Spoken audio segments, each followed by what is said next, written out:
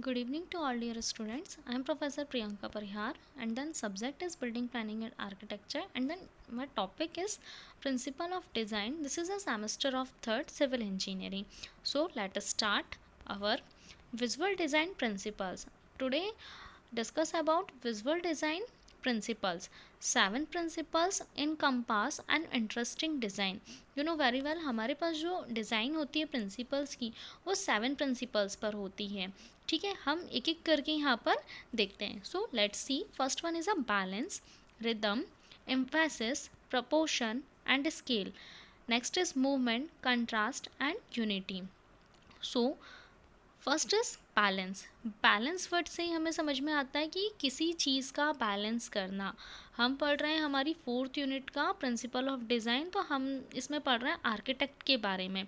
सो हम इस यहाँ से लगा सकते हैं कि हमारा जो बैलेंस होगा इन द सेंस हमने किसी बिल्डिंग को कंस्ट्रक्ट किया या हमने किसी बिल्डिंग को बनाया, तो उस बिल्डिंग को बनाने के साथ हम उसे वर्टिकली या हॉरिजेंटल एक्सिस पे जब डिवाइड करते हैं तो वो क्या हो, इक्वली डिस्ट्रीब्यूट हो. That is called balance. अभी हम डेफिनेशन से भी देखते हैं. Parts of the design are equally distributed to create a sense of stability. आपकी डिज़ाइन जो हो रही है उसके जो पार्ट्स हैं वो कैसे हों, इक्वली डिस्ट्रीब्यूटेड हों, create a sense of stability. Both physical and visual balance exist. वो कैसे हो, फिजिकली भी हों और विजुअलिटी में भी बैलेंस मतलब इक्वल हो दोनों का. फिर बैलेंस के भी टाइप्स होते हैं. So types is the first one is a symmetrical और formal balance, asymmetrical or informal balance, radial balance, vertical balance and horizontal balance. So first one is symmetrical or formal balance. The elements within the design are identical in relation to a center line or axis. हमारा elements जो होता है जिन्हें हम design करते हैं वो कैसा होगा कि सेंटर लाइन जो होगी हमारी एक्सिस होगी उससे क्या हो, इनके डिज़ाइन या इनके पार्ट्स इक्वली तरीके से बैलेंस किए जाएं. जैसे for example this is a Taj Mahal. You know very well, Taj Mahal Agra Uttar Pradesh India. जब हम इसका हॉरिजेंटली या वर्टिकली लेते हैं तो वर्टिकली हम जब इसे डिस्ट्रीब्यूट करेंगे तो इसके इक्वल पार्ट्स इस तरफ होंगे और इक्वल पार्ट्स इस साइड होंगे. ठीक है, तो ये हमारा कैसा होता है, सिमेट्रिकल और फॉर्मल बैलेंस होगा. ठीक. So next is the asymmetrical और informal balance. Asymmetrical and informal balance क्या होगा, parts of the design are not identical but are equal in visual weight. ये दोनों जैसे इस पिक्चर में हमें शो हो रहा है, ये दोनों जब हम इन्हें वर्टिकली में डिवाइड करेंगे तो ये दोनों हमें विजुअलिटी में कैसे दिख रहे हैं, एक अलग अलग आइडेंटिटी हमें दिख रही है. इनके डिज़ाइन या इनके पार्ट्स हमें अलग अलग दिख रहे हैं लेकिन इनका विजुअलिटी में जो वेट होगा वो कैसा होगा, सेम होगा. तो ये हमारे असिमेट्रिकल और इनफॉर्मल बैलेंस होते हैं. रेडियल बैलेंस क्या होगा, design elements radiated outward from the centre. हमारा ये रेडियल होगा. रेडियल में यदि हम इसका सेंटर कोई एक्सिस लेते हैं हॉरिजेंटल एंड वर्टिकली, तो हॉरिजेंटल एंड वर्टिकल एक्सिस लेने पर कैसे होते हैं, दोनों इक्वल पार्ट में डिवाइड हो. So that is radial. Next is the vertical balance. The top and bottom parts are equal. इसके टॉप और बॉटम पार्ट्स कैसे होंगे, इक्वल होंगे. हॉरिजेंटल बैलेंस में क्या होगा, the parts on the left and right sides are equal. इसके parts right and left के इक्वल होंगे. Then this is the one plan of. इसको यदि आप इन केस हॉरिजेंटली या वर्टिकली डिवाइड करते हैं तो इसके जितने भी डिज़ाइंस हैं देन पार्ट्स हैं ये कैसे होंगे, इक्वली सेपरेटली डिवाइड होंगे, अलग अलग और इक्वल होंगे. ठीक है. नेक्स्ट होगा हमारे पास रिदम. सो रिदम आप लोग जानते हो, रिदम हम किसे बोलते हैं कि हमारी एक ही चीज़ का बार बार रिपीट होना. So repeated use of line, shape, colour, texture और पैटर्न. जब हमारा लाइन, शेप, कलर, टेक्सचर और पैटर्न बार बार रिपीट होता है तो हम उसे क्या बोलेंगे, this is a rhythm. Types, regular rhythm, graduated rhythm, random और ग्रेडेड रिदम. हमारे पास चार टाइप के रिदम होंगे. रेगुलर रिदम क्या होगा, an element is repeated at the same repetition interval each other.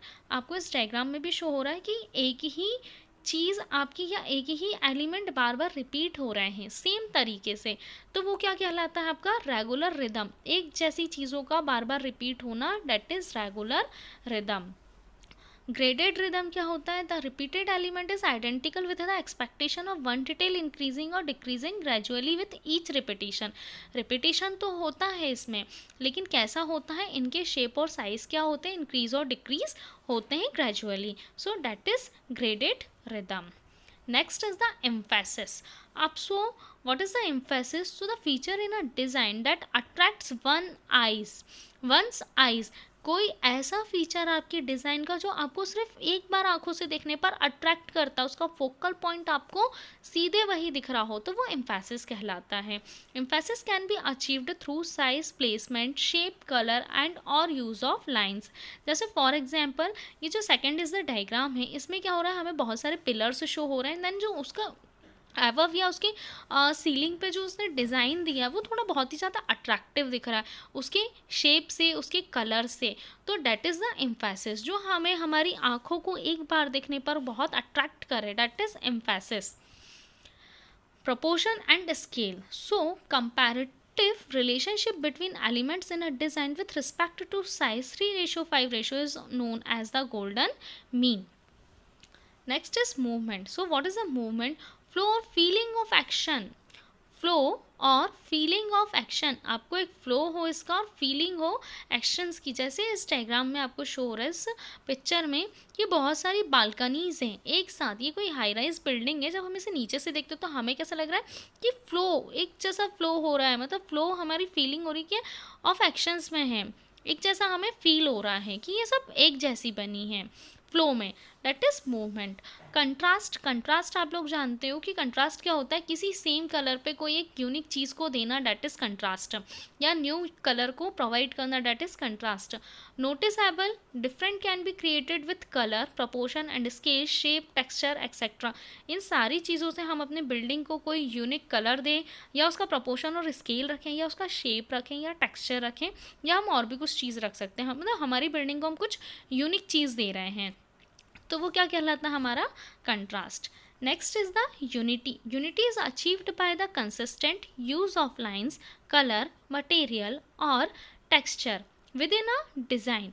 हम यूनिटी किसे बोलते हैं कि यूनिटी अचीव होती है हमारी यूज़ ऑफ लाइन, हम बहुत सारी लाइंस का यूज़ करते हैं, कलर का, मटेरियल का और टेक्सचर का इस डिज़ाइन में। ठीक है, जैसे हमारा फॉर एग्जांपल यह हमारा हाउस इनसाइड है, देन यह हमारा हाउस आउटसाइड है। हमारा यूनिटी क्या है कि एक जैसा कलर और अलग अलग डिज़ाइंस पे हमने सेम कलर्स का यूज़ किया है, हमने एक जैसा मटेरियल यूज़ करते हैं, तो वो हमारा यूनिटी होता है। सेम एज ये आउटसाइड बिल्डिंग है, आउटसाइड हाउस है हमारा, सेम कलर हमने प्रोवाइड किया है, और सेम कलर प्रोवाइड होने की वजह से ये क्या दिख रहा है, या इसकी लाइन या मटेरियल हमने एक जैसा या टेक्सचर एक जैसा प्रोवाइड किया, सो that is a unity. For example this. So thank you so much.